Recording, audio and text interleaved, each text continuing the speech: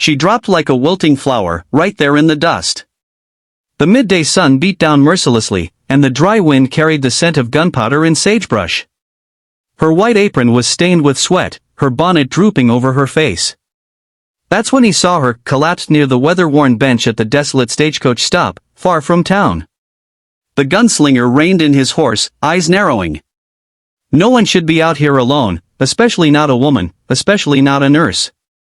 He dismounted with the quiet grace of someone used to danger. His boots stirred dust but made no sound. A battered revolver rested at his hip, and a long, black coat swayed with each step. He crouched beside her, noting her shallow breaths and trembling lips. She was whispering something barely audible. "Please, not now. Mama."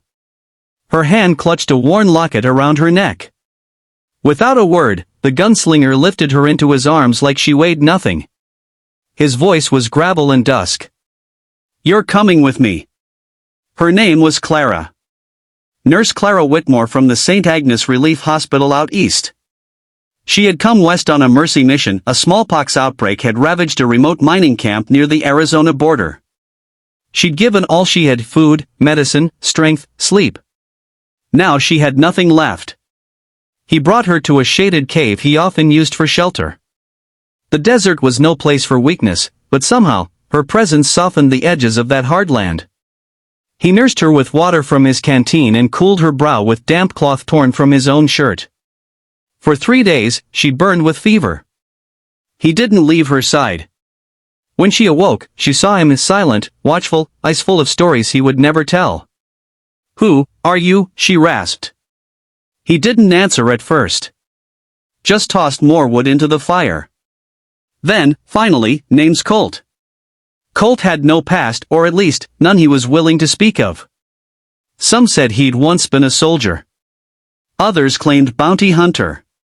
A few swore he'd walked away from a massacre with blood on his hands and a price on his head. Clara didn't ask. She saw something else in him.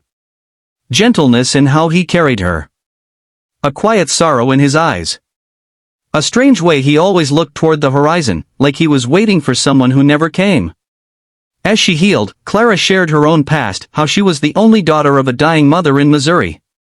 How her fiancé had left when he found out she was too committed to others.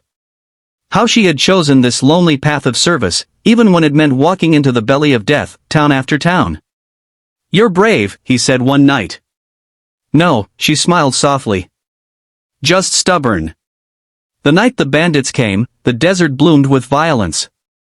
Colt saw them first, 3 men, armed and mean, riding toward the cave with drunken whoops and rifles raised. They weren't after Clara. They were after him. Word had spread a gunslinger was nearby, and he carried a bounty worth more than gold. He told Clara to run. She refused. "You saved me. I'm not leaving you." Their eyes locked. For a moment, the world paused. Then came the bullets. Colt fought like a shadow, silent, swift, deadly. He took down 2, but the third circled back and aimed straight at Clara. She froze. A shot rang out.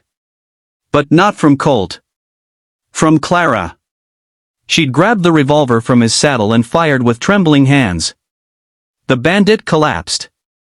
Later, as she sobbed, Colt pulled her close. "You did what you had to." "I killed him," she wept. "No. You saved yourself." They left the desert behind. Together. Clara's mission had ended, but a new one had begun, helping the lost, the broken, the misjudged. Colt rode beside her, a protector, but slowly, something more. He began to believe in second chances. In forgiveness. In love. They went town to town, he defending the weak, she healing the sick.